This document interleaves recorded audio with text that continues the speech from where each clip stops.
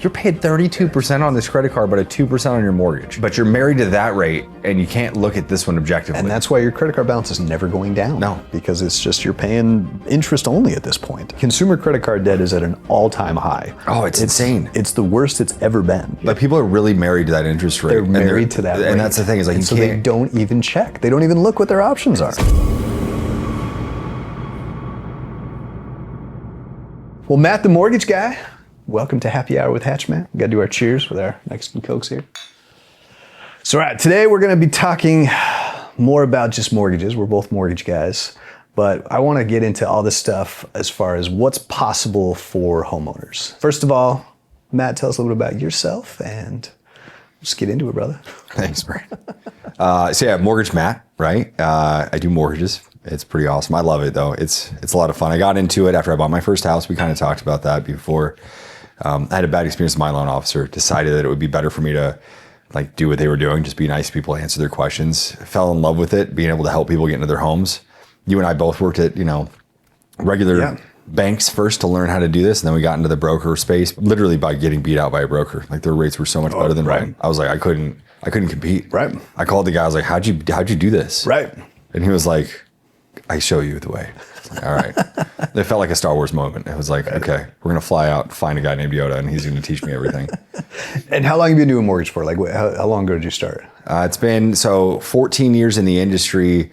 The last 2018 is when I became a broker. Nice. Okay. All right. So yeah, you get a lot more experience on the broker side. We're in the industry, right? Like I've been doing it 11, almost 12 years now.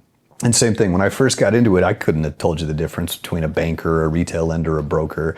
And so I think the majority of the public just has no idea what the difference is.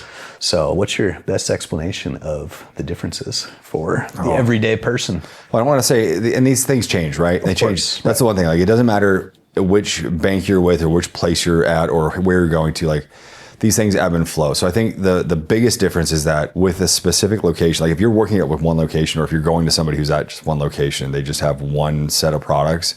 And of course, this is what I believe. That's why I am where I am. But their guidelines and their rules change without their input. Yep. Like the mortgage loan officer who helps you buy a home at a bank, we're not going to name any specific names. Right, we're not name dropping here. But any regular bank that doesn't have the ability to do what we do, it's like you got one set of guidelines, you have one set of products, you have one set of rules. If it doesn't fit inside the box, they can't tell you where to go find that house. It's approved or denied, and that's it. And so to me, that's the biggest difference. Because like what you do, what I do, 300 plus lenders, right? Able to choose from any kind of loan product out there. You got everything from stated income loans to bank statement loans to things that people haven't even heard of, HECM's DSCR, right? The list goes on. It's almost so much information that it's too much information. And that's literally why we have a job. Yes. Because it's like, take all this and we're the funnel. Right here. Like you have these 2-3 options. Like that's all you get. Right. Yeah. Because you can't give all those options to the client. Like, oh no, but you can. It's just, that's. And that's why I say it's not a one size fits all, right? Like every individual situation is unique. And our job is to take that unique situation and find the best product I don't even say it's finding them the best product. It's letting them know what their options are and ultimately letting them decide. Well, that's we have to let the consumer choose, right? And that's the one thing that gets me all the time too about brokers that like come over for broker. We talked about that. Like if you're just using one place and you don't have actual options that you're giving your clients, like you're not a broker. Right.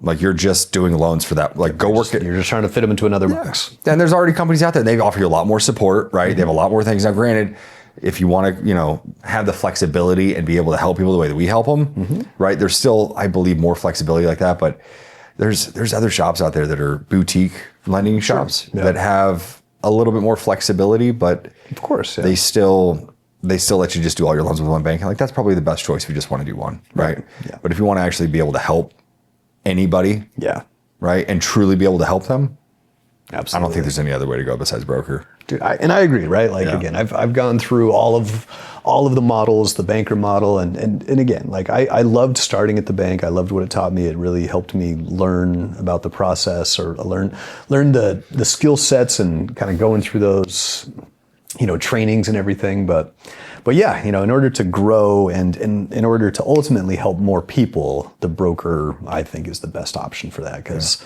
like you said, if someone comes to me and, we can't find a solution, like I can't remember the last time we couldn't find a solution for somebody. Like, and if we truly can't, like I can at least tell them what they need to do to find like the right fit for the next one. Well, I mean, there are people I could say I haven't been able to find solutions for, but usually it's because like, they really shouldn't be buying a house. Correct. Right. It's not the right time. And I have no problem telling people that. But then it's like, hey, let's work on credit, right? Something I could never do at the bank. Yeah. I could never tell you how to fix your credit. You can give them a roadmap on what they need to do in the timeline that it'll take to get them there. So that's the real difference. So yeah.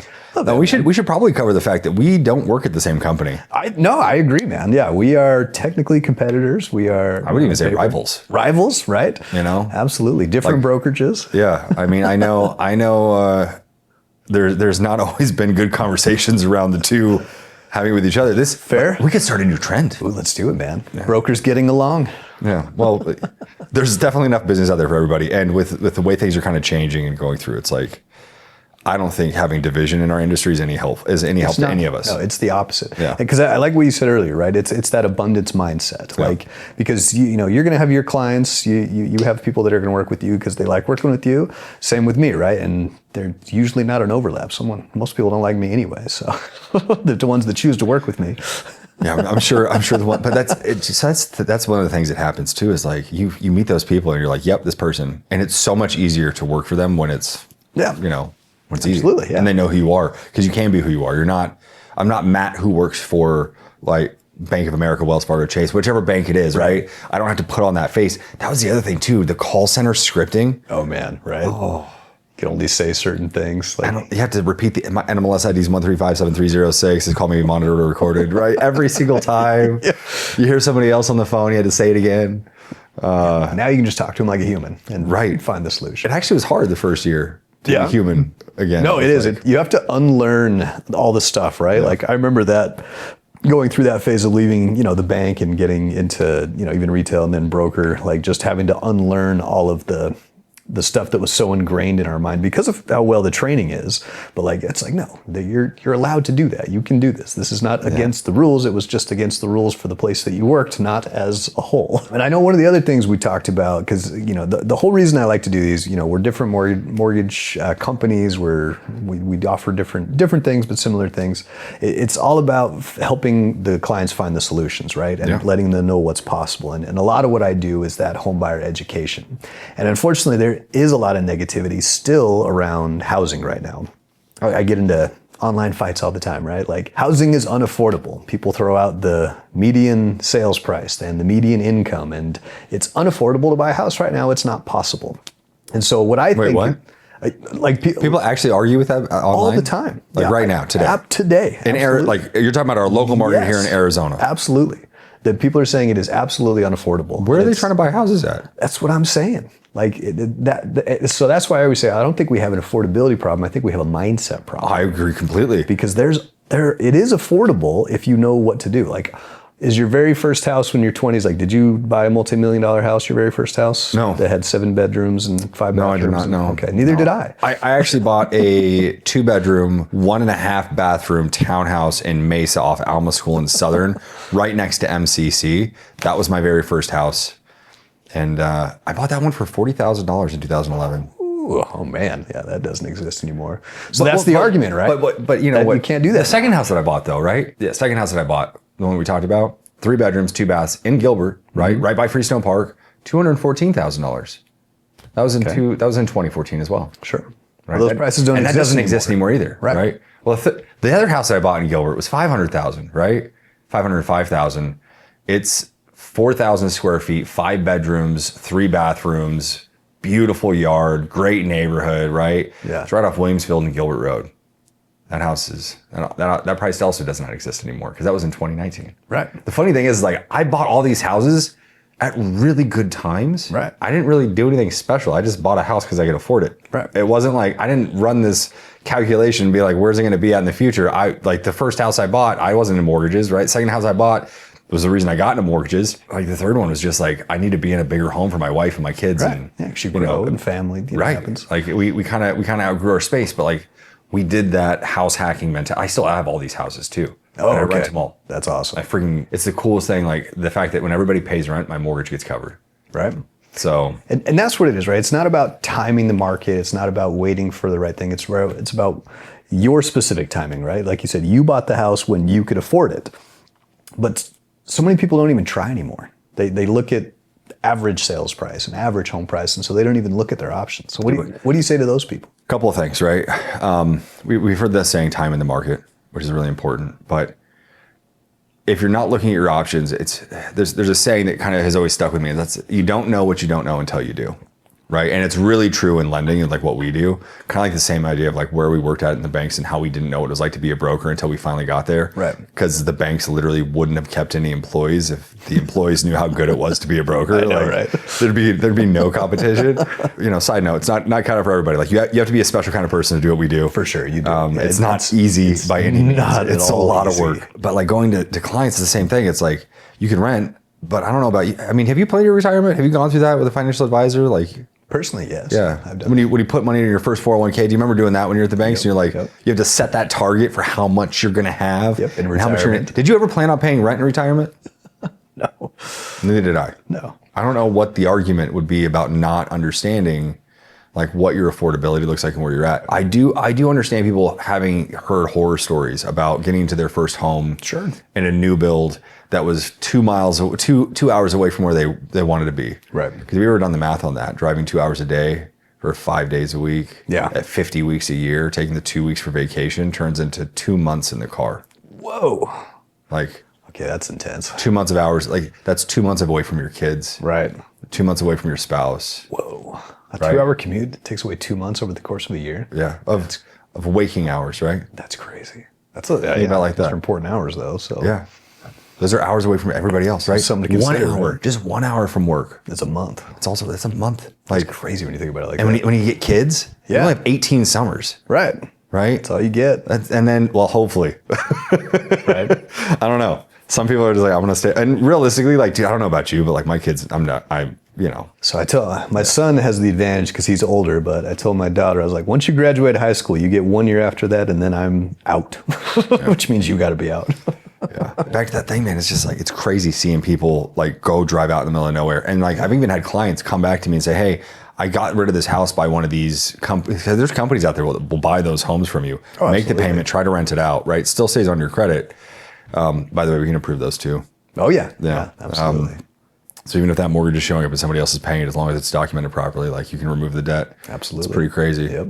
So don't ever think you can't buy a house without talking to either one of us. Say at least check your options, Yeah. right? Like, And that's the argument, is like, don't assume anything. no, absolutely. Like, So the big one, I like to just, the people that argue with me, here's some of their rationale behind it. So I had quite a few people on a certain post about affordability say that it's cheaper to rent because it's a lot less than the mortgage payment would be, which I already know where you're going to go there because I'm in the same spot. It's like less compared to what? Like you can get a comparable mortgage to what your rent is. It just may not be the house that you want. but it's also like, how much of your rent are you saving? So they're saying the savings, you put that into like the stock market or the S&P. No. Like, no. When you're actually renting, Yeah. right? How much of that money is truly getting put into an account for you from the rent? It's not. It goes to the landlord. Exactly. That's why I have rentals. Yeah.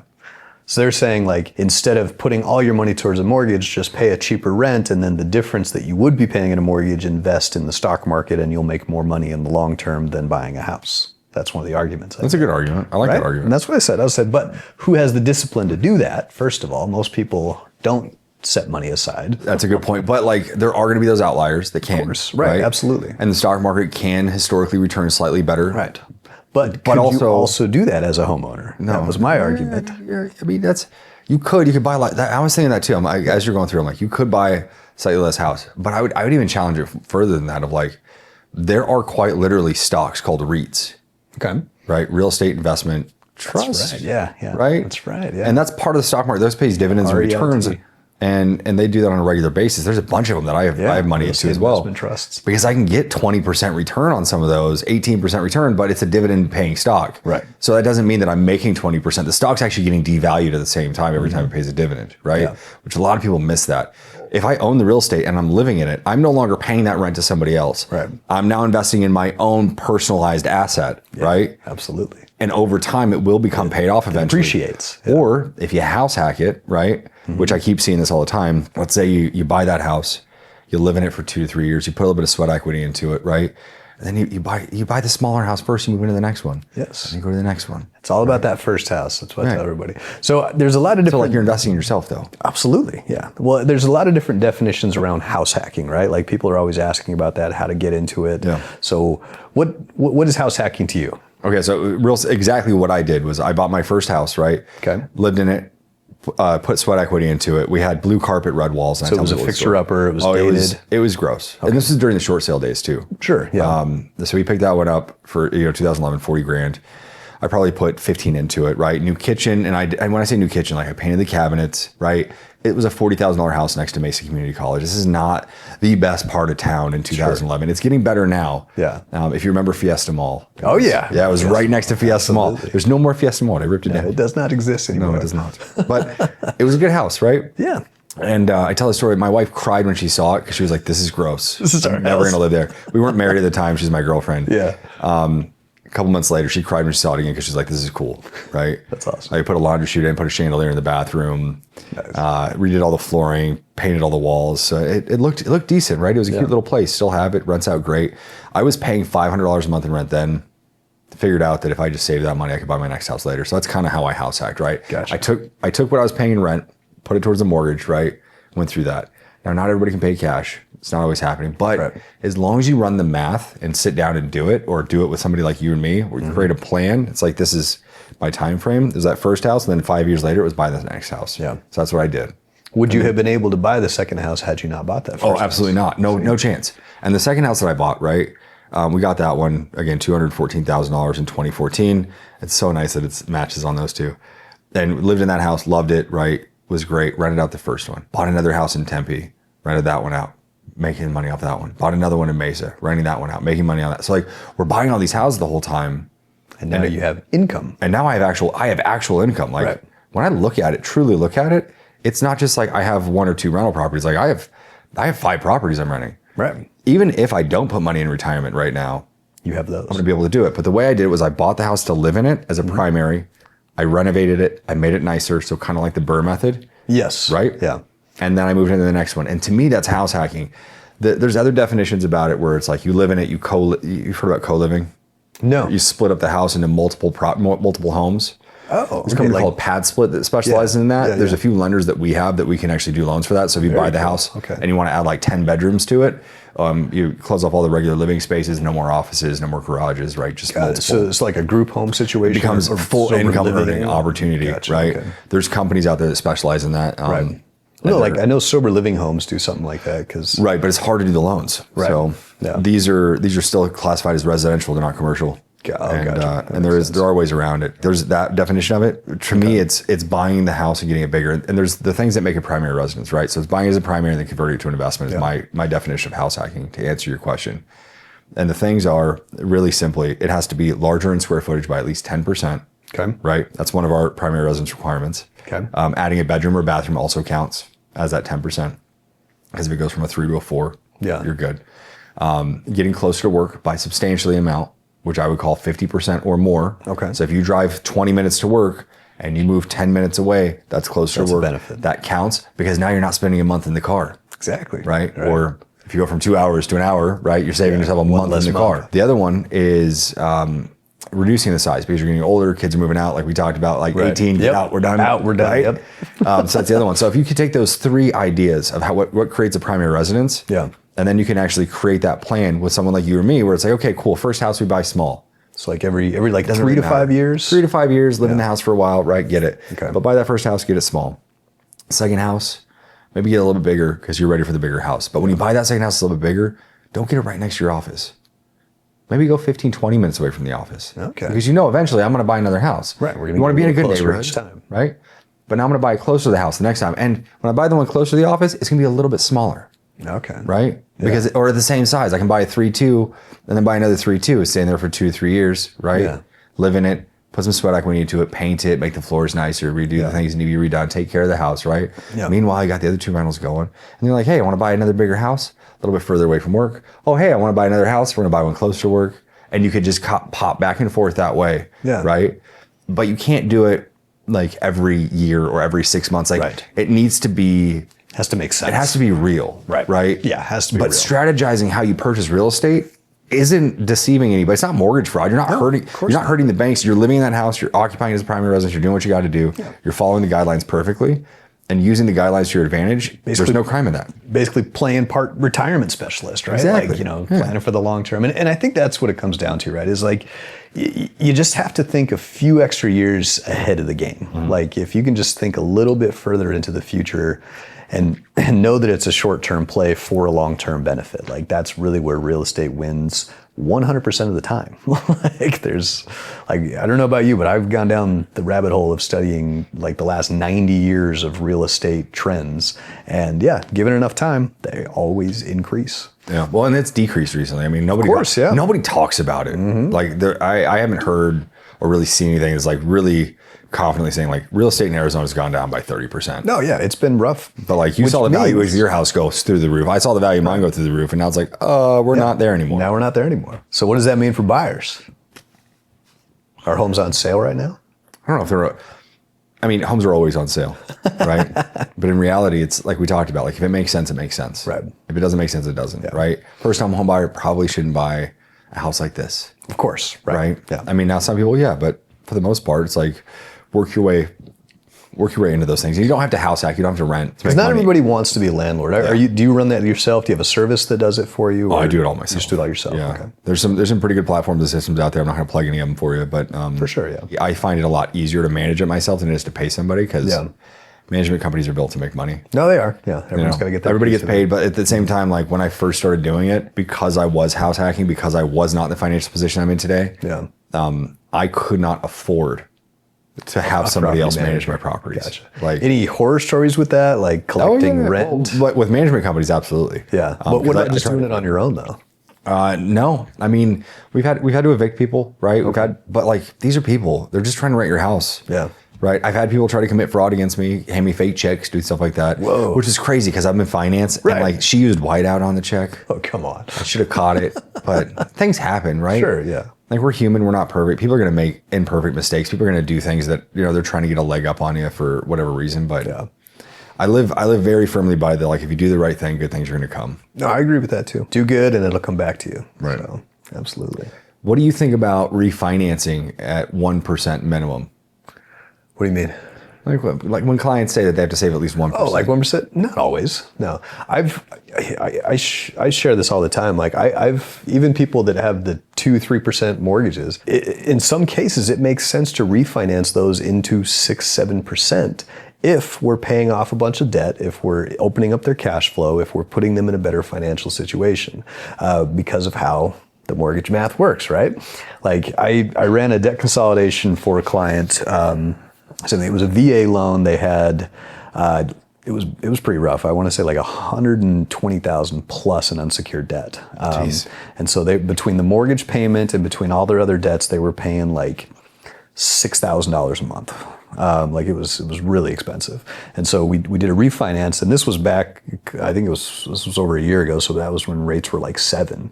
And we looked at the numbers, but what we did is like, all right, but you're paying this now. It's hard, but you can do it. You can afford to do it. It's just, there's no end in sight. Comfortable, yeah. Yeah. So we got his mortgage down to $3,000, paying everything off.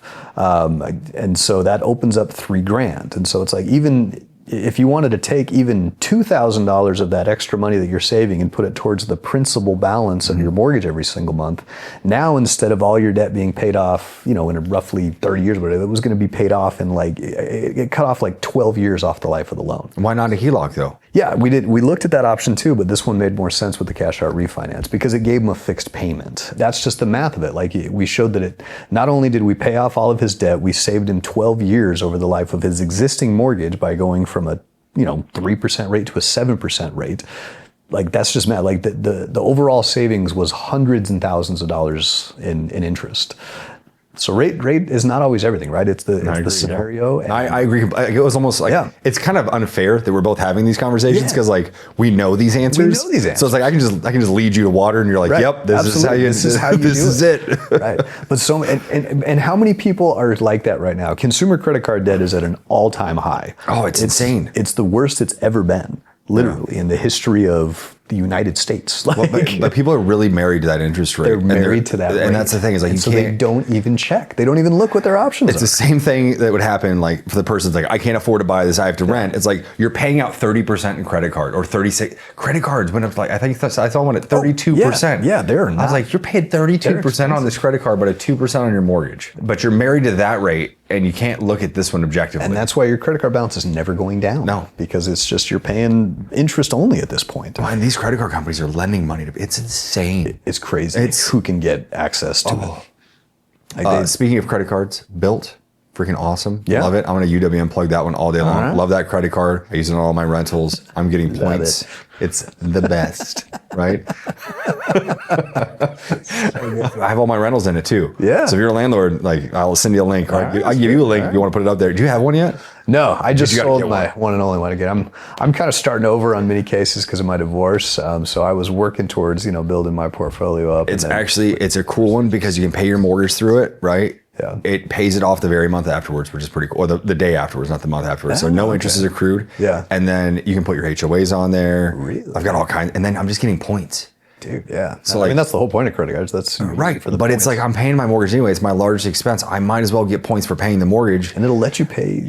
Anytime you refinance somebody right now on UWM, which I just did one too, they send the client a link. Okay. So it's like, hey, here's this thing. It's going to happen. So I preemptively get ahead of it, right? Smart. Because we have an affiliate thing. Paying a mortgage every month anyway. You might as well get a little bonus. The abundance of tools that we have access to and what's out there. Like I feel like just the majority of people just aren't. They're not aware that it exists. There's just the education. So that's why I do these things, man. Like that's why it's always good to have as many people on here, whether we work for different companies, whether we're competitors. Whatever it is, like it's just. I hope you steal a loan from me. I truly do. Like I hope you and I go up against each other, and you're like, my rate's better than Matt's, right? Because I'm charging less than he is, and that'd be great. Right? Yeah, that'd be my best day. I'd be like, I know that guy, right? And actually, I'm sure you've had it happen already. Absolutely. I've had it happen where like someone else we're competing for the same deal, and they're like.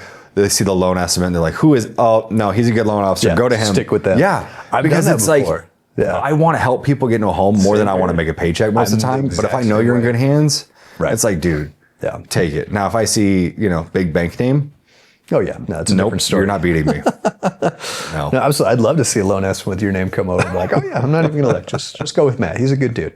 It is a funny thing when it happens. No, it does. Yeah, because it's a small world, especially and it's getting smaller because of. Just how more difficult it's gotten. I know this market in particular has been wild, right? Like you said, you've been doing this 14 years. I've been doing this almost 12. Like no, it's not 2022 anymore, man. No, it is. It is a difficult market. Loans aren't falling off the trees and just showing up. Refinances are much lower. It takes a very special type of person to refinance. But I do think more people do need to look at their debt consolidation options if they're homeowners, because I feel like there's so many people that could be saved. Also, the higher rates. Yes. The 2 trillion, 3 trillion loans that we've written since the rates have been higher, right? A lot of people are stuck in this, like, I got to save 1%. I know. That was an idea that was floated back in the 80s. Right? Yeah. And that's when rates were, 7, 8, 9, 12, 13, 18%, right? And it was you refinance when you can save at least 1%. Right. But if we look at housing prices back in the 80s, and I'm just spitballing here, but like $30, $40, $50,000 for these same houses that we have right now. Yeah. So by saving that 1%, you cover your closing costs and go through that. But let's face it, man, title fees are probably only half of what they are now. Oh, absolutely. Right? Yeah. And I'd say lender fees, appraisal fees are probably about half of what they were now too. Yeah. So like $200, We've gotten more efficient. Like housing prices are like 7 to 10 times what they were back then.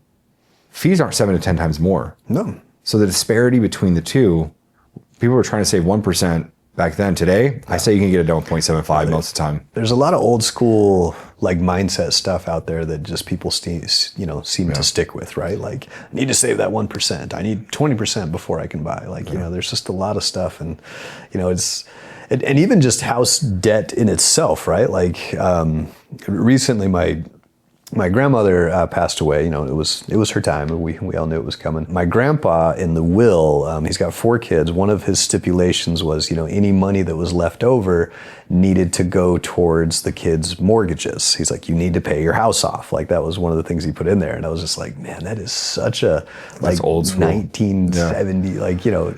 And so, you know, Please don't pay off my 2.25% interest rate. Like, don't touch it. the siblings were all throwing a fit about it because they're like, wait a minute, like, you know. So, you know, luckily my dad's the executor, and he's like, I'm not going to make anybody do that. You know, it was not in writing. That was just his wish that they would do that. But it shows you how much times have changed, right? It's not always about being debt free. That doesn't always mean that you're winning. So it's about, to me, it's about that cash flow, right? That cash flow is what does it. And the really smart people, like if you look at even the way the U.S. government runs their own business and most other corporations, they use other people's money or debt OPM, to service their lifestyles. I mean, I'm doing the same thing. Absolutely, right? Being in real estate, you have mortgages. Like, we're using OPM all day. Mortgages. Absolutely. That's another thing, though, and you hit on it for a second there when you're talking about paying off those mortgages and like the way things used to be. But like right now, when clients are staring at like a 7% interest rate, right? Yeah, it scares them. Or just under 7 or over 7 or whatever rate they're looking at, like the amount of money you're paying in interest is substantial. Oh, it's a lot, right? Absolutely, especially over 30 years. You said cash flow, like I want to hone in on that just for a second, because it's not just about like, for people who are looking to do this, if you just go buy a house and you're like, I'm going to max that out, like you were talking about 45% and over, like we can go to 50% on DTI, someone's 55, like, oh yeah, we can do it. Yeah, you can go to like 62, man. But like, if you can't afford that payment, you're just going to make the payment barely. You're going to have your girlfriend or your boyfriend or whoever else to help you, maybe mom, dad, whoever else to make just the payment. Like, you're not really getting ahead. No, that's not helping you. And it's the same thing we were talking about, like when you go through the stock guy, he's like, I'm going to invest that money in stock. Like, I always tell people, like, buy a little bit less than you can afford. Yes. Put just a little bit extra towards the mortgage, right? Because even rounding to the nearest 100 is tens of thousands of dollars in difference. Yeah. You know, you round to the nearest $300 or $400 or $500 up, and you're like, hey, I know that sounds like a lot of money, but you know, it's the same thing as like putting money in your 401k. Mm-hmm. You set it, you forget it, you set that automatic payment, you walk away from it, and it just automatically does it. And then before you know it, like you're blowing through that amortization schedule. Oh yeah, I had a first-time home buyer, like after like, I think it was their first year in the house, right?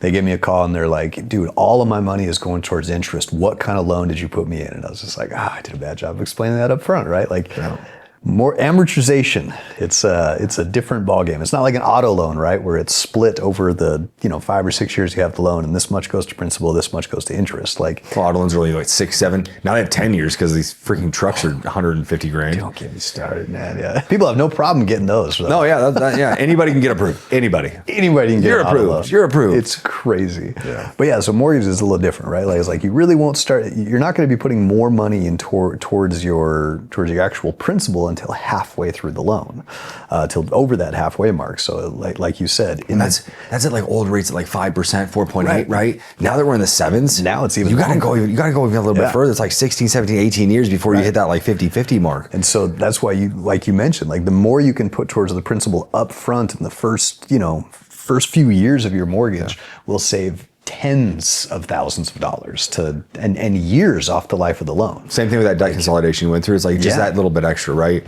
But I was thinking about that when we're going through it. It's like these first-time home buyers that are, they're literally like, I think we're all damaged from COVID still. Oh, absolutely. I think that's really truly what it is. Like there's this issue that we all have with how much space we need to be at home because so many people work from home for this short period of time.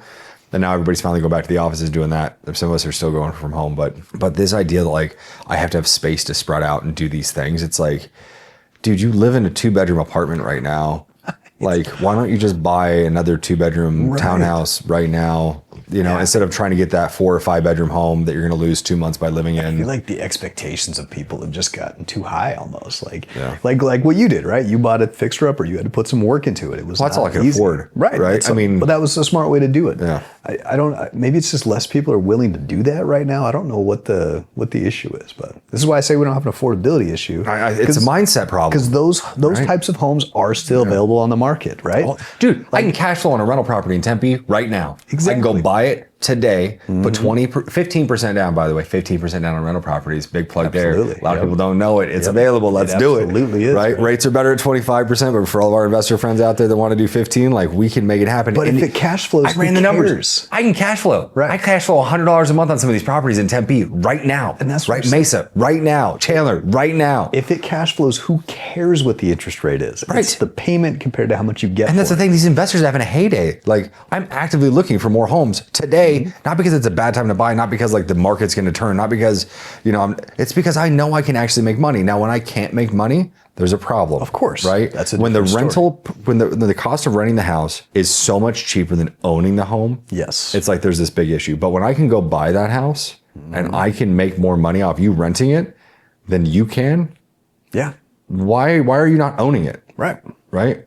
And I think, again, it's this mindset issue, right? The mindset stuff. Because like you said, the real estate, the money in real estate is not from owning and paying a mortgage on a primary home. That's not where it comes from. That's step one. That's your longevity. That's your retirement plan. Yes. That's your 401k plan. I need to make this much money. And so that's I gotta the put other this much argument away. I I'm had, not like, going to pay I rent. was like, you can't be too singular on that. Like that's just step one. Yeah. That's the long-term play. But yeah, it's rental properties and things like that.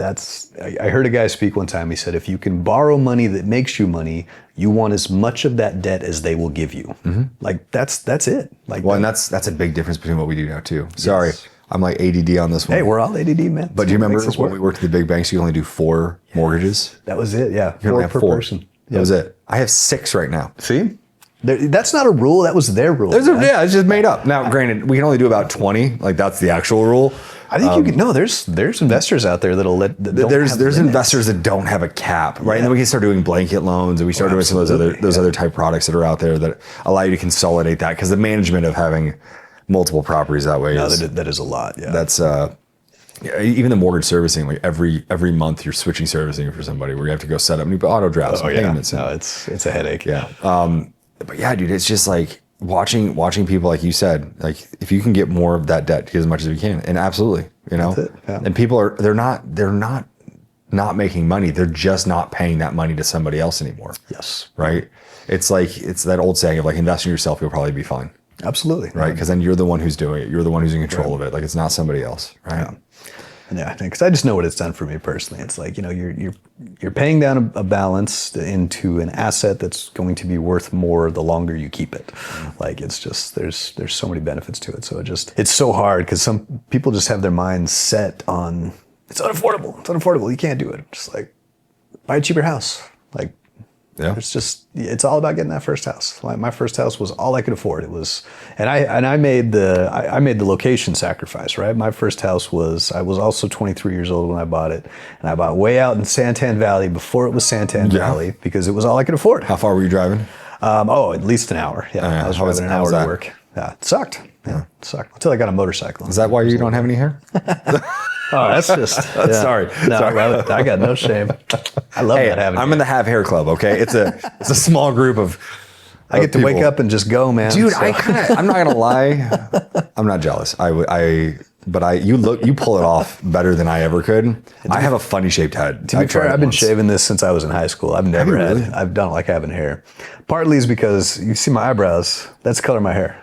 Like it is so clear. It is like see through, man. So I never saw the point of actually having it. That's pretty, yeah. I love how you leaned into it too. You're just like, this is what I'm doing. You gotta own it, man. I love it.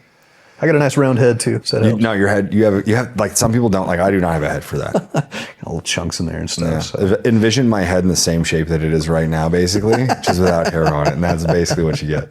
Love it. That's awesome, man. If you're a young family and you have like kids and you're not at like higher income earning potential and you work from home and you want to drive out to really, really far because nobody else lives out there and you want space and that like absolutely.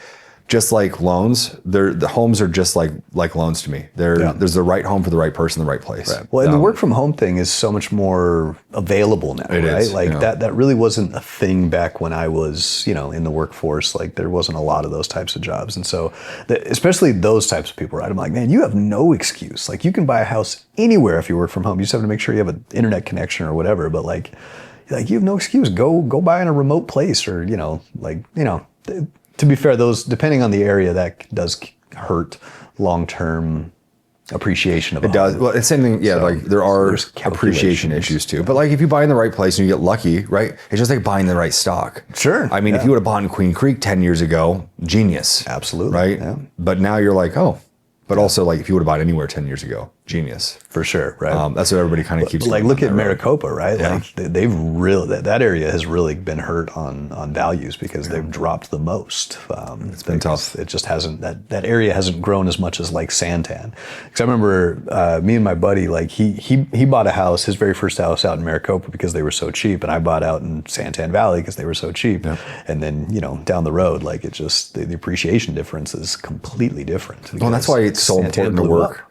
So important to work with a realtor today. Yes. I cannot do what they do, right? I can't. I was talking to somebody else about it. The fact that like you can get everything online today, like there's AI, there's all these things out there, there's all these ways to like look up these ways to go do things. Yeah. But like we don't hire financial advisors to take care of our money. We don't hire realtors to help us buy a house. We hire those people to keep a barrier in between us and our emotions, so that way we make the best decision with our money. Right. Same thing with a mortgage broker. Like Yeah. you, me, realtors, financial advisors, accountants, CPAs, like they're all there to look out for the client's best interest. Yes. They have that fiduciary responsibility. Yes. Nobody else gets paid to look out for you. Yeah, that's Like true. that's the crazy. Like I get paid to make sure I protect those people. Yeah. I will make the right choice. I get them into a home. Like that's what I get paid. That's what you get paid to do. We get paid to help people. and all we day. only get paid when they get what they want. That's what's only if they get what they only want. if they get what Yeah. they want. It's a true win-win scenario, right? Yeah. That's the other reason I love it. I'm just like, look, I don't make a dime. In fact, I'm paying stuff out of pocket Most of the time. until you get what you want, and that is something that will help make you money in the long term. So, again, Sorry, another reason I love this. I have those moments where I'm just like I just fly off. On No, that. that's So what it's this is what this is for. That's what it's all about, man. Yeah, but like, man, those realtors, dude, if you get a good one who's more worried about her client than she is about like where she's at, or he, right? Because I've got a couple of guys I work with too. Some of the guys are just awesome. Yeah, there's some really good realtors out there. And that's the thing is like I could never do what they do. I'm working towards it. I got my real estate license now. So. Oh, dude. See, but that's the thing is like I'm just not built like that, right? Sure. I got my insurance license. Oh, there you go. Like, I have that too. Yeah, see, there it is. Yeah. You get it. I'm just a glutton for punishment. I don't know how to sit still. So. I'm with you, man. I'm the same way. Yeah, there's a lot of stuff that goes into that, but like you find like a really good realtor, you find a really good loan officer, mortgage broker, you find a really good, The right real estate agent, the right loan officer makes a difference, huge difference. Because like your first experience, right? Like, just you didn't quite have the knowledge and the information. And I remember my first experience too. I was not in the industry back then. I just knew I needed to buy a house because, well, number one, I was homeless. I didn't have a place to live. So I was living out of my truck for a while there. And so that was what got me to buy my first house. And so I had a question for the real world stuff, right? Yeah. Because again, we all bought years ago, and so that's the other argument that I hear from people that are like, well, you bought back then, and they're not as cheap. I'm not going to buy right now, but go ahead, keep going. Yeah. So, have you had a recent transaction that maybe surprised you that you were able to get it through, or something to that nature, or maybe somebody else would be surprised that you were able to get Cannabis. Okay, tell me more about that. Yeah, so I'm connected with a few individuals in that industry. They're not employees; they are owners. Okay. And yeah, man, we can fund on owners of cannabis loans. That's huge. That's been a giant one for me. Also, it's been a huge brand stock new. for those A lot of companies won't do it, right? yeah, no, they but won't I'll share touch with you who those companies are. And anybody in the industry that ever needs that information, if they want to come to me or you and they want that information, like, I'm all for sharing it with you like that course, way. yeah. It's not that big of a deal. It's just for consumers. Like, I don't find it helpful for consumers to know which bank it is specifically, because when they know that bank, they may not understand the guidelines or understand how to go through it. And then it's like, I don't want them to have a bad experience because they try to act on old information as opposed to current information. So like, if you need help, go to the professionals, right? Yeah. Stuff changes every day. It changes constantly. Yeah. It's crazy. But yeah, cannabis owner, that was a very difficult one to get done, but we did get it done. That's awesome. And then also new professional athletes. Ooh, okay. Yeah. And not doing stated income loans. Okay. But we were able to get them qualified based off of their current earnings. Okay. And get the banks to accept them on some of those, right? That's pretty cool. I also have some hard money sources that I've been able to use over the years as well. But those are like the cool, like, so I used to call, when I used to go meet realtors at open houses and I first started being a broker, I'd go out and be like, hey, my name's Mortgage Matt. They'd be like, oh, cool, what do you do? I'm like, dumpster fire jumbo. Like, if you have a jumbo loan, every time, right? Because I was like, if it's a multi-million-dollar property or $1 million property, somebody's having a hard time, this guy can't figure it out, the bank can't figure it out, like, send it to me, I'll close it. I got this. Right? Yeah. And dude, we closed 99 out of 100 loans. That's amazing. Right? The only loan we never closed was, we didn't close it because the guy put 2 forms of employment income in California. He said he worked at his old company and his new company at the same time. And I asked him, and he sent me paycheck stubs for both. He's like, yeah, I have employment with both. I was like, cool. That employment ended. Like, you don't have enough money to buy it. We can't help you if you lie, man. We need the correct, real information. Right. Don't try, like, don't ever try to, like, make it sound, always make it sound worse, actually. Yes. Like, and I don't know about you, but, like, I do business like that too. When I'm talking to clients, like, when I closed yesterday, I'm like, hey, you're going to have a $375 lock extension fee if we don't get this done. She got it done. I'm like, you're still probably going to have the fee. We got it closed today, no fee. She's like, there's no fee. I'm like, I know. But if I don't explain to you that there might be and there is, you hate me. If I tell you that there might be or probably will be and there's not, we're still friends. It's the mentality I have too. I always give worst case scenario, like, because like you said, it's always better to, like, give the worst case just in case it happens, because there's a million things that can go down, but anything but that happens, they love you. So prepare for the worst, man. It's easier that way, that's for sure. You asked me a question. I don't know if I answered that one all the way, though. Yeah, no. So it was the cannabis, like a deal that people would find surprised that you were able to get approved. Yeah, federally, not federal registered income, and we were able to get that done. That's a pretty cool one. What do you think the biggest mistake buyers make right now? Trying to buy a house, it's, like we already talked. I truly believe this, that I think based off of current market conditions, the incentives that they're getting from new builds, right? The lower interest rate, which is part of it, but they're also getting, like, they're paying the realtors 5% to go sell that new build house as well. Right. So I think there's a lot of incentive in the marketplace pushing consumers in that direction, as opposed to helping them see, like, what actually makes sense for them. And somebody talking to them about, like, the fact that you are going to lose months in the car, or that you're not going to be around your kids that long, Right. No, you got to look at all the factors, right? I didn't buy my house because I didn't want to be around my family. I bought my house because I wanted to start a family, right? Yeah. My first one was not, I want to invest. I want to, it became that, but that was all through learned experience, and it didn't start off that way. Yeah, you learn by doing, man. That's just how it works. So trial and error. I think that's a big part of it. That's awesome. Lots of people are talking about. What about you? For what? Like, most difficult deal that I got through? Yeah, let's. Is that cool if I ask you the same questions? Absolutely, yeah. I'm totally down for that. I'm just trying to, mine are all difficult to go through, man. So, but I'm trying to think of one that would maybe be surprising. I think just as simple as the DSCR ones, right? Like, I had a client who didn't really have, much income on paper, self-employed, wrote off a lot of his income. So in fact, I think one of his tax returns was straight negative. But found a property where it made sense. The mortgage payment was lower than what the rent was going to be received. And so it was that simple. It's just those ones, we don't need to look at tax returns. We don't have to go through all that stuff. And so that DSCR of just being able to approve the loan based on the property itself and not the individuals or their business income. Yeah. I think that is, it's still something that's not talked about enough. Like, and I know it's almost daily practice for us now. Like, it's, DSCR is just such an easy, great product, but there's still so many people that just have no idea it exists. Well, and the rates on them are really competitive too. Absolutely. Like, they're not bad. No, the one I did the other day was like in the 6s. That's what regular mortgage rates are. Yeah. Like, same thing. And you can do as little as 15% down, 20, 25, depending on what you can do. But it has to cash flow. That's the thing. It does have to cash flow. Back to your point, it has to cash flow positive, and it can't just be like, I think it's going to cash flow positive. No, it has to happen on the appraisal. Prove it, right? Yes. And it's so cool. Like, when people do those, if they get set up correctly with somebody who knows what they're doing, easy process, not difficult, right? It's when you go to somebody like, I want this loan, you call somebody that doesn't know what they're doing, right? And they try to do it, and then it's like, and then it goes bad. Yeah. That doesn't work out so great. And then fix and flips are really cool too. Like, like you mentioned, you find a property that, the two biggest reasons I see why people don't buy is either, number one, they don't have the capital, right? They don't have the down payment. They don't have tons of money saved up. Or it's that monthly payment, that monthly payment shock. So those are the two questions I always start with all of my buyers. I'm like, what are we working with? And there's no wrong answers. That's what I tell everyone. I'm like, I don't care if you tell me you have $1,000 to work with. I may have to get a little realistic with you. You tell me you've got $500 to work with and you want $800 a month. We're going to have a conversation on what that looks like in a purchase price.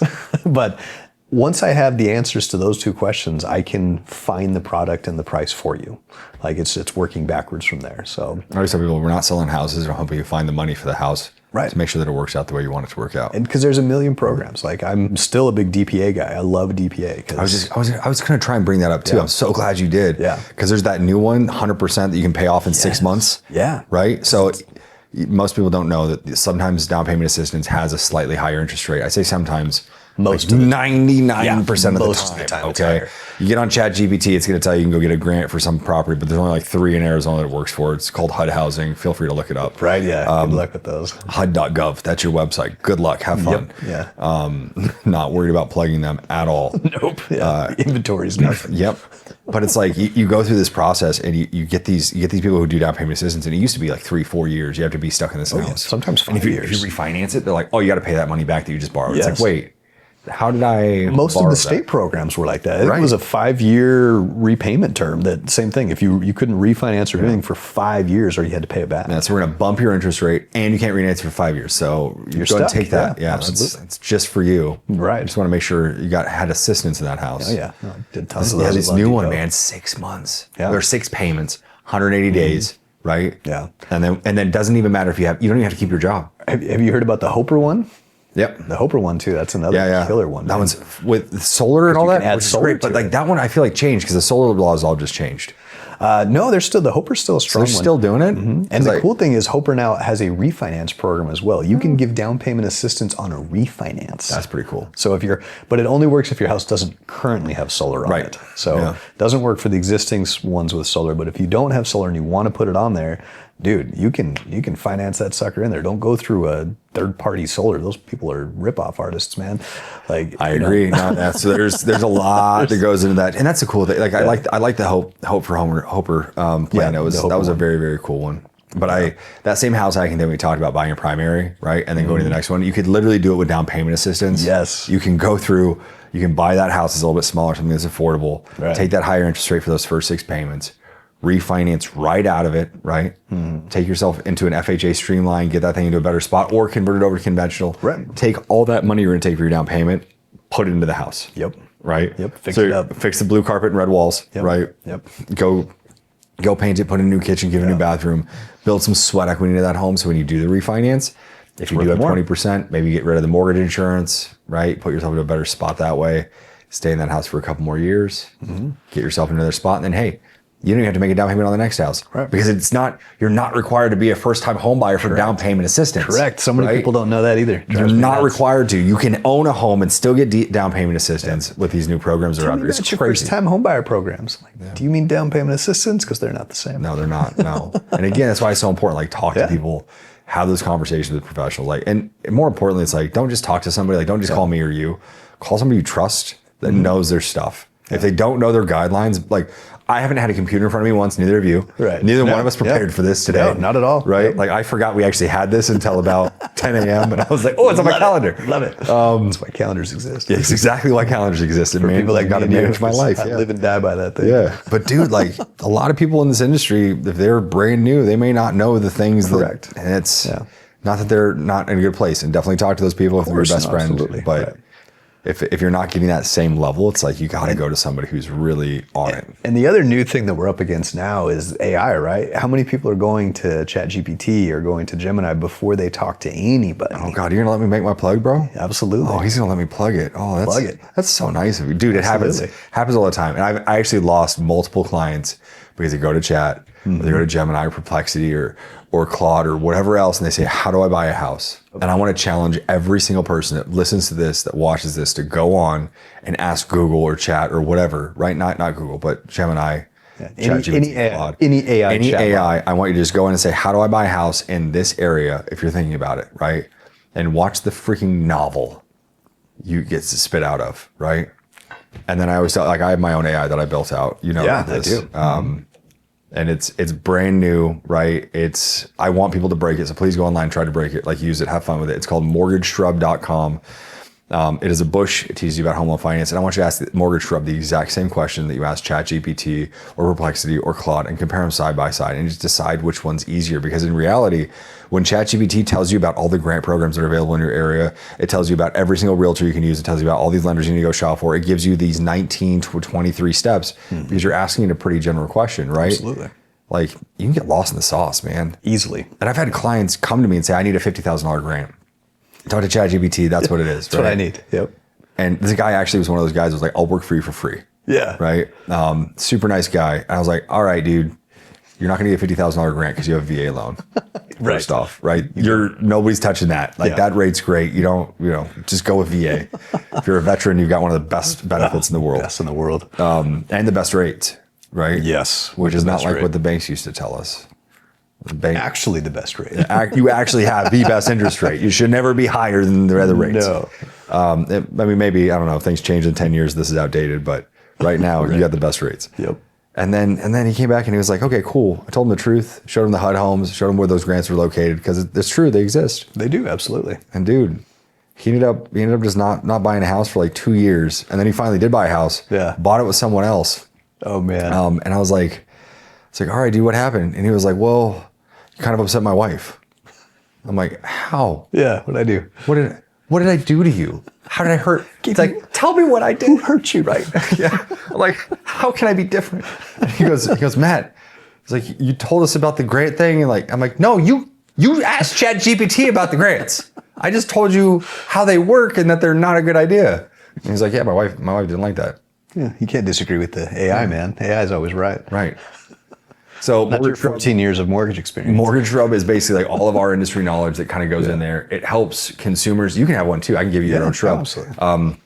But it helps loan officers give clients a resource that they go talk to that gives correct information based off of guidelines, reality, their situation. It'll save their information for them, but it will never hold your information and share it with anybody else. It's not a sales, awesome. Yeah. It's not for sales. It's for you to educate yourself on what's available. Love that. Right? And not have to like, the other thing is I've always had this habit where clients feel bad about calling me. Do you have that happen too? Yeah. They think we're too busy. And I'm like, please. I get that all the time. I'm like, I'm never too busy for you. I swear. So I'm like, hey, if you really truly don't want to call me because it's outside of business hours, only time it's okay for you not to call me is outside of business hours. Sure. Yeah. Here's a resource. Go to mortgageshrub.com, ask it your question, see what it says. Yeah. And then come back to me and tell me what it is.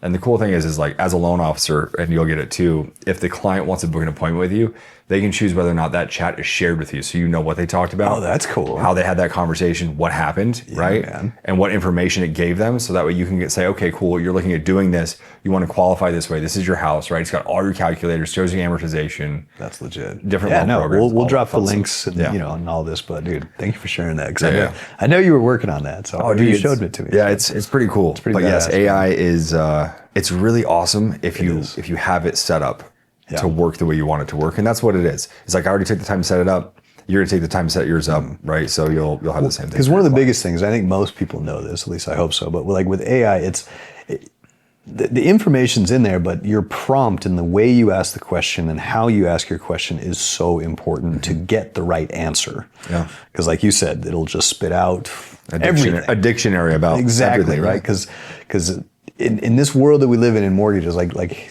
I know, I think I have 400 plus lenders that I have availability to that all have different programs and guidelines and benefits and incentives and whatever it might be, and that's just where I work, and you're the same thing, and so and then you take the client, and depending on their scenario, there's just a multitude of potential options. And so it's just that again, that's why we're here. It's that we're that funnel of taking all that freaking information and trying to find the right fit for the client. But AI doesn't know how to do that. Well, I mean, maybe one day it will. Maybe, but even then, it's like, I truly believe that people are going to want to work with people when it comes down to this kind of stuff. Like with this type of stuff. Right. Having all the information, being able to go through all the things, having AI be able to track everything, right? Yeah. Which personally, I like the fact that we're licensed because I'm personally responsible to take care of your mortgage. Absolutely, right? My license is on the line if I don't do the things that I say I'm going to do. Right. If a model, a language model, if an assistant, if a system points me in a direction that's not quite right because it didn't take the time to truly understand where I was coming from, or maybe I gave it answers that I thought I should be giving it because I wanted to do those and it couldn't hear the change in the tone of my voice and like question those things and challenge it with me, and it couldn't bring me to the same conclusion that I should have had with a mortgage professional that knew what they were doing. Like I could be missing out on things. Now, I don't think that AI is bad, right? No, I think it's going to help us all in our jobs. But it's not accountable when it gives those bad information. Right. And when we have the encyclopedia options, which is what a lot of us have right now, those are the chats and the Claudes. Yep.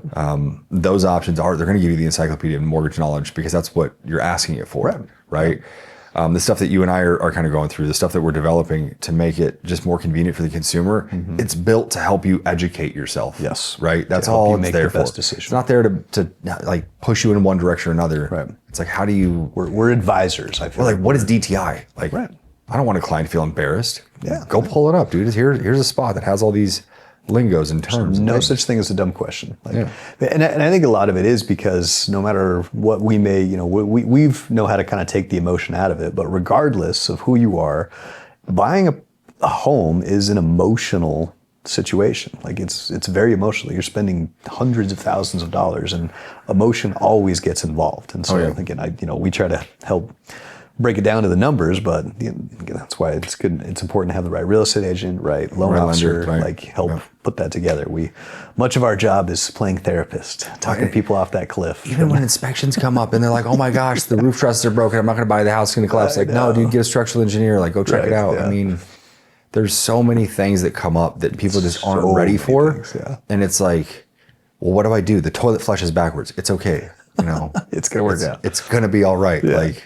But you could go down these rabbit holes if you don't have somebody that's there walking you through it, telling you it's gonna be okay. And that's why it's so important to have people you trust throughout this process. And that's why people that are always gonna outwin the, like I said, the AI definitely plays for it. I use it every single day. But it needs to help educate more, help make the process easier, help or the communication piece of it, right? Because we are, I'm a family man. I know you got kids as well. Like, as much as I'd love to just spend all waking hours helping clients, like I got to feed my kids. I got to get them to school. There's going to be moments when I can't answer the phone, but I also understand that people need answers when they need them. So that's where AI is going to bridge that gap of being able to get them the correct information when they need it. And that's, you're hitting the nail right on the head with that. It's coming, like we're all adapting it, or we're adopting it. If you're not adopting in the industry, like you're making a mistake. You got to figure it out. You're not going to make it. So, but it's a tool like any other tool, just like loans. The right loan for the right person makes sense. That same loan described to somebody else sounds like you're robbing them. Absolutely. Because they're like, what? You had to pay a higher interest rate for that down payment? Yes. It's not a one size fits all. Right, exactly. And you can't compare your situation to anybody else's. It's crazy. You're talking about like what people are making mistakes of. That's comparing yourself to somebody else. Don't do it, right? Like, they're not you. And not only that, the only person getting in your way is you when you're comparing yourself to somebody else. Like at that point, you're just putting yourself at odds with somebody when it's like, why, right? Yeah. We work for rival companies. Right. We're not hurting anybody by being here. No. Right? All we're doing is we're learning, we're growing, we're helping other people. Absolutely. And like, that's what it's all about. I agree. You can't ever sit there and be like, well, I wish I should be there, or it should be 2019, or it should be 2011. Or things are the same that it was. No, dude. Right. You are in the exact spot that you're supposed to be right now. Make the best of it. Do what you can do with it, right? Words matter. It's not, I can't get there. It's how do I get there? Love that, dude. Yeah. All right. Lightning round. Favorite Arizona restaurant? Hold on. I think you're misunderstanding the purpose of lightning round. I know. I understand. I'm not going to give you the wrong answer. Rustler's Roost. There it is. Rustler's Roost. Rustler's Roost. Gotcha. Okay. It's on top of South Mountain, or right by South Mountain. Okay. I don't think I've ever been there. Yeah, dude, it's on top of the mountain. There's a cow out front. No shit. Okay. Owners are pretty cool people. They have a slide, live music, great ribeye. Love it. Amazing prime rib. Sold. Yeah, Rustler's Roost. Dream vacation. Right now, Japan is coming close to the top of the list. We just got done with Costa Rica. Costa Rica was the best vacation. Yeah. By the way, shout out to AI. We used AI to plan our vacation. We drove from one side of Costa Rica to the other side of Costa Rica, so we spent times on both sides of it.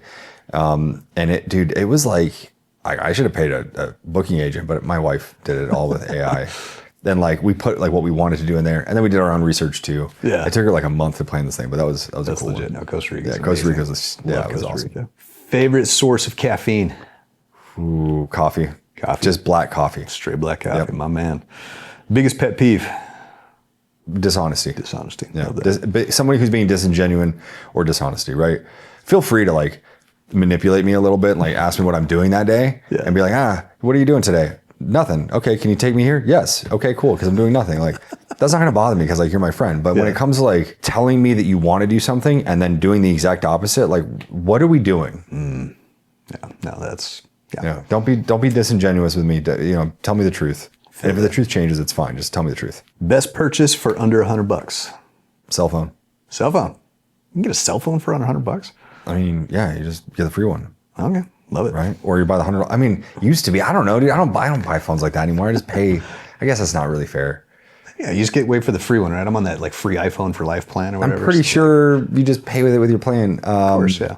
They're getting there. But yeah, dude, a month of self-service. I would say self-service like for a month, because that thing in your hand can make you more money than anything else. Agree 1,000%. All right, I know you're dyslexic, but I'm going to ask it anyway. Favorite book?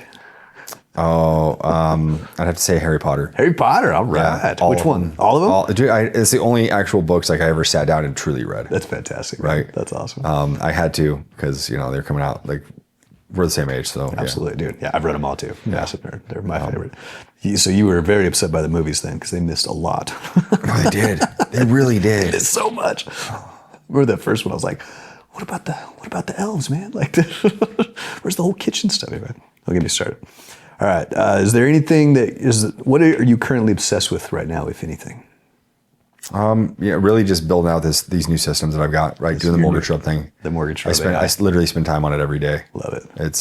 It has been my new, I mean, I've been working on it since 2021. Oh shit, you've been working on it a while, dude. Oh yeah, dude. We were doing it before like AI was even like a real thing. Yeah. We wanted this thing built out to help people understand things, and like it started off as a chatbot with like different answers, gave different responses, and then it's really grown and developed into like what it is right now, which is actually helpful. Even the past year, just the advances we've seen in all of it is like it makes me really excited for what the next 5 years has. Like it's gonna be really exciting stuff. So, and then finally, what is your favorite thing about being a dad?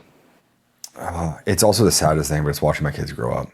Yeah, I feel that. Like it sucks seeing them get older, Awesome, and it sucks. It is, but it's like, and I'm gonna get teary eyed on this one too, because it's like every time like I realize that they got older, or like their personalities changed, or something else came up with them, where they're making this new experience, or they're doing this new thing, and like even now, because like they're 12 and 11, so I'm starting to watch them kind of go away from me and get closer to like learning how to do things on their own and making their own choices and being truly like their own little men. It's like I've done my part for the most part. Like I still have some influence, but for the most part, it's like they're doing pretty good. So yeah, that's awesome. Yeah, hardest part, but definitely the best part too. That's cool. And obviously, mine are just a touch older, like 15 and 11. But it's the older they get, the more fun it is. But it is like you get those little Facebook memories that pop up, and I'm like, look when you were like 5. Like it's so hard. But we should change the name of the podcast. 2 grown men getting teary eyed. Dude, for real, man. Being a dad is so much fun because like, and one piece of advice or something that my mom told me early on that's really helped me as a dad is, she told me, you came as you are. You are who you are. And so I try to just think about that with both my kids, is they came as they are. I'm just here to, like I said, kids learn much more from watching you than anything you'll ever tell them. And so anyway, that's just something that helped me. But 100%, man. And that's really what it's all about. It's like you get to be a part of other people's lives. And I tell people that too. Like when they're coming to us to do loans, it's not just about like, I'm going to do your loan. You're a doctor, you're a paramedic, you're a firefighter, you're a police officer, you're a lawyer. You have your own life to worry about. You got your own kids to worry about, your own stuff, right? Yeah. You need to work with somebody that can worry about these things for you, so you don't have to worry, and you know it's going to get done. Yeah. You do your part. You do what you're being asked to do. Make sure you get your documents in on time or in advance. Get your in advance, right? Yes. Not once you find I'm going to do it late. Do it now when you have it. When you're thinking, just make everybody comfortable before you're under contract. Yeah, and we'll close in 3 days. Like it's absolutely. Easy. Minimum closing time is 4 days. Yeah, that's the bare minimum. Bare minimum you're allowed to do is 4 days. That's a law. That's not because we're not able to go faster. It's the law that you have to have at least 4 days. Yep. TRID. What's your fastest? 4 days. 4. Yeah, I had a 4 day through UWM, of course. Mine was 7. Okay. Yeah, 7 days to clear the close. That's No, 7 days, like physical funding, everything done. Oh, dang, 7 days. that's legit. Because they said 4 days is the true number, Mm-hmm. but it was because they said that you had to go 7. And I find the law afterwards. I was like, no, it's 4. It's 4. Yeah. Yeah, it's got to be the right file. It's not everybody can do that. So. No, but you know what? They're going to come. And like when you get 15 to 30 days to close anyway, like it just makes it. And I will, say 30, because 30 makes it easy. With the advances in technology, that's what's going to help all of it, right? Like there's going to be systems in place to, like, once they have their docs in, it's going to The virtual closings, have you done those yet? Yes, I have. We just did one. Yeah, that was so cool. We have a no-touch closing. Oh, right now. yeah. It's It's amazing. like, and the client doesn't even have to do anything until their end. Right. They don't. I sit on the phone with them. I love it. I love virtual. best. Dude, I can go through all your closing documents with you myself. Yep. You don't have to sit there with a notary. He Don't have to doesn't go know to what they're notary. talking about. Yep. He's trying to explain to you loan docs that they've never seen before. That they're like, well, it's like this. No, dude, you don't know. Yeah. Let me help you close. Ask me the questions. Here's what you're signing. Here's what's happening. I used to do it with clients before anyway. Mm-hmm. Now it's just a whole bunch of save time for somebody else because they don't have to do what I already did. Right. Clients just breeze right through it. Right. They get with a notary. Notary's like, hey, is this you? Yep, perfect, done. Perfect. That's it. Right. Love the virtual closing. Yeah, there's some cool stuff coming down the pipe, man. So Dude, this has been a lot of fun. this has been awesome, man. Matt, it's been great having you on here, way brother. easier. Told you, right? We're It's just like, chatting. yeah. Well, realtors are, like, and you are one. Right? I'm a realtor now. Yeah, so. Congrats on that, by the way. That's Thank cool. you. Yeah, I'm enjoying it. I'm trying to just, it's mostly just because I've scaled the mortgage side out pretty decently, and so it's just it doesn't require a lot of doesn't require me being a huge part of it to run. Yeah. So real estate is just something I've wanted to do for a while. Well, Matt, pleasure having you on Happy Hour with Hatchman. We got to do this again sometime, dude. Yeah. You want cheers? Cheers. Finish it off.